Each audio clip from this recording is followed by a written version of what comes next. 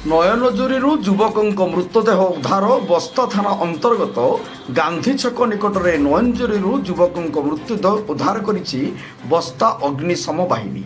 ଘଟଣାରୁ ପ୍ରକାଶ ଯେ ବସ୍ତା ଥାନା କୁଡ଼ିଆ ଗ୍ରାମର ପରମାନନ୍ଦ ଜେନାଙ୍କ ପୁତ୍ର ଅନନ୍ତ ଜେନା ବୟସ 50 ଗତକାଲି ରାତ୍ରିରେ ସାଇକେଲ ଯୋଗେ ଘରକୁ ଫେରୁଥିବା ବେଳେ ଅନ୍ଧାର ରାତିରେ ଭାରସାମ୍ୟ ହରାଇ ରାସ୍ତା ପାର୍ଶ୍ୱର ନଈଜୋରିକୁ ଖସି ପଡ଼ିଥିଲା, ଫଳରେ ତାଙ୍କର ମୃତ୍ୟୁ ଘଟିଥିଲା।